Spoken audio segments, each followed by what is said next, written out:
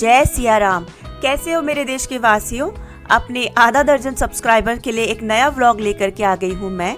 और ये जो मैं पीछे बोल रही हूँ इसको इग्नोर करें और जो मैं यहाँ आगे बोल रही हूँ इस पे गौर करें। आज हम जा रहे हैं अपने एक दोस्त के बच्चे की बर्थडे पार्टी और ये खुद को देखते शर्माती हुई मैं। और ये अपना मेकअप स्टार्ट करने से पहले हम अपने चांद से चेहरे को रोशन करेंगे। उसके लिए हमने जला लिया है एक लैंप। देखो ज़िंदगी में ना हमने बस इज्जत ही कमाई है, क्योंकि पैसा तो हमारा सारा मेकअप में लग गया। ये देखो मेरा मेकअप बॉक्स, और उसके साथ ही देखो ये सारे मेरे एशियन पेंट्स के ब्रश। चलो गेट रेडी विद मी के साथ साथ मैं आपको थोड़ा सा अपनी ज़िंदगी के बारे में भी बताती हूँ। मैं हूँ एक दिल्ली की लड़की, दिल्ली में पली बड़ी, वहीं जॉब की। मैं बहुत ही सशक्त समर्थ पता नहीं क्या क्या थी। एनीवेज मैं बहुत ही खुददार लड़की थी। अपना कमाना, अपना खाना, एक सेल्फ मेड पावरफुल गर्ल। फिर मेरी शादी हो गई। फिर मुझे पता चला कि पति का पैसा क्या चीज़ होती है। फिर मुझे पता चला कि बिना कुछ किए सोफे पे पड़े पड़े नेटफ्लिक्स देखते देखते भी एक ऐश भरी ज़िंदगी जी जा सकती है। इसीलिए मैंने मेरे NRI पति से शादी कर ली। लेकिन उसने मुझे बोला कि तुझे कमाना पड़ेगा, तुझे नौकरी करनी पड़ेगी। मैंने कहा क्या? उसी दिन मेरे सारे सपने चूर चूर हो गए। और देखो ऐसी बात नहीं है कि मेरे पति के पास पैसा नहीं है। मेरे पति के पास अंधा पैसा है, मगर वो मुझे देगा नहीं। जैसे चतुर बोलता है 3 इडियट्स में, धन होता सबके पास है, सब छुपा के रखते हैं। हम दोनों ही प्रोफेशनल हैं। मेरे पति एक IT प्रोफेशनल है और मैं हूँ एक IT प्रोफेशनल, काम वाली, खाना पकाने वाली, आया कचरे वाली, मेकअप वाली और अब तो YouTube वाली भी। ये सब मैं आपको इसलिए बता रही हूँ कि आपको भी पता चले कि हमारी ज़िंदगी यहाँ पे एज एन NRI क्या होती है। हमें अपने काम खुद करने पड़ते हैं, अपने बर्तन खुद धोने पड़ते हैं, अपने बच्चे खुद पालने पड़ते हैं।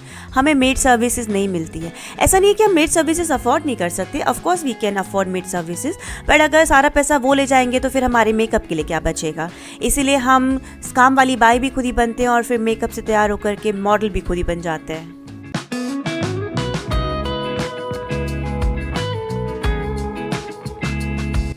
और इतनी सारी गंदगी फैलाने के बाद ये है मेरा फाइनल लुक।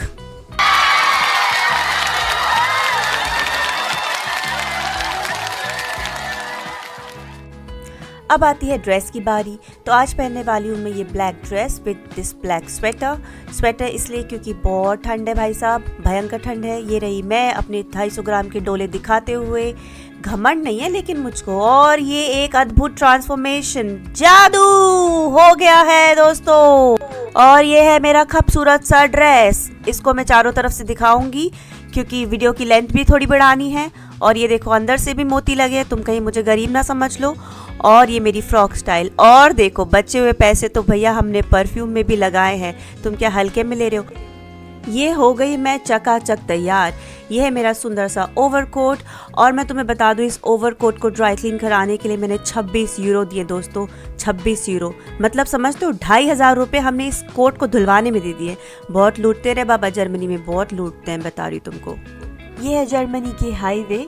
यहाँ की एक अच्छी बात यह है कि जर्मनी में एक नो लिमिट रूल है। इसका मतलब ये है कि बहुत सारी जगहों पे आप नो लिमिट चला सकते हो, जहाँ पे ऐसा बोर्ड लगा हो, जिसका मतलब ये है कि आप किसी भी लिमिट में चला सकते हो, गाड़ी उड़ा सकते हो, पायलट बन सकते हो आप।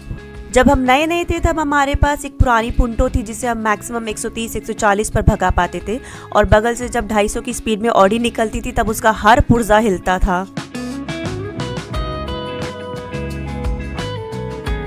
और ये हमारे वेन्यू पे पहुंचते ही बारी बर्फबारी करके मौसम ने अपनी औकात दिखा दी। ये वेन्यू पर हम पहुंच चुके हैं। ये है बहुत ही खूबसूरत सा एक हॉल।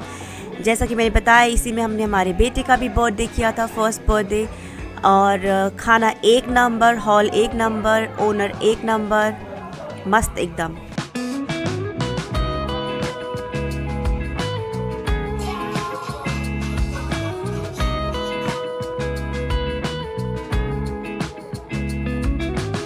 और ये चाट पापड़ी और समोसे लेके बैठ गई हूँ मैं।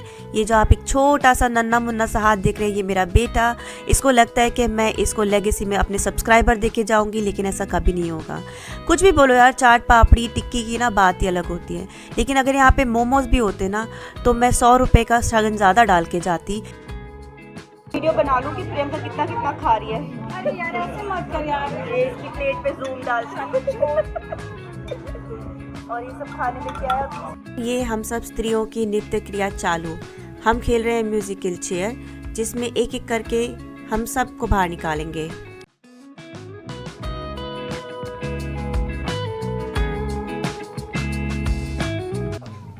सभी कमज़ोर कड़ियों को गिराते हुए और कमज़ोर खिलाड़ियों को हराते हुए फाइनल्स में पहुंचे हैं मैं और मेरी दोस्त को एक बहुत बड़ी गलतफहमी थी। उसको लगा वो मुझे हरा के दिखाएगी। मैंने कहा बेटा देखो, हाथी पालो घोड़ा पालो, लेकिन कभी गलतफहमी मत पालो। तुम गीता से जीत जाओगी। अब अगर तुमने मोमोज खिलाए होते तो एक बार को मैं हार भी जाती, पर चाट पकौड़ी के लिए नहीं हारूंगी मैं।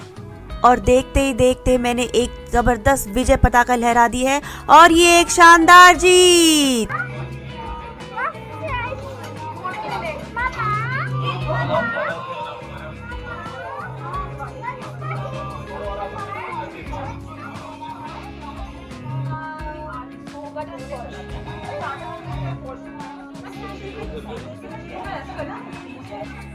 ये एक जर्मन ट्रेडिशन है, शायद जर्मन ट्रेडिशन है, मैंने और कहीं तो नहीं सुना। ये एक छोटा सा रंग बिरंगा घोड़ा है जिसको ऐसे मार मार के बच्चे फोड़ते हैं। इसके अंदर कुछ भी रख सकते हो, जैसे चॉकलेट्स, कैंडीज, कुछ भी बच्चों के लिए एक्साइटिंग। सब बच्चों को बराबरी से मौका मिलेगा। ये मेरा बेटा है जो कोशिश कर रहा है इसको तोड़ने की। जैसे ये टूट जाएगा सारे बच्चे मिलकर के चॉकलेट बटोरेंगे।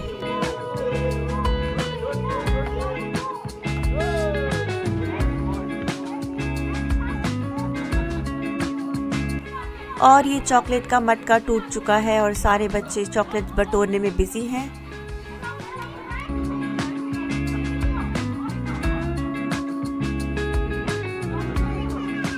और ये पारंपरिक संध्या को हमने फाइनली फिर अपने डांस के साथ में समाप्त किया।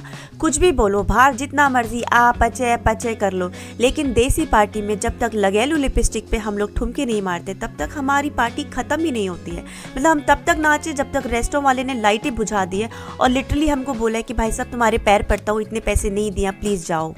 ये सारा नाचने खाने पीने का तामझाम करने के बाद हम निकल पड़े हैं अपने घर की तरफ को वापस, पुराने गाने सुनते हुए। अगर आप यहाँ तक वीडियो देख चुके हो तो ये झूठ तो मत बोलना कि तुम्हें वीडियो अच्छी नहीं लगी है। अच्छी लगी है ना, चलो फटाफट से सब्सक्राइब करो, लाइक करो, बेल आइकन दबा दो और जो भी 2-5 चीज़ें करते हैं ना वो प्लीज़ कर दो।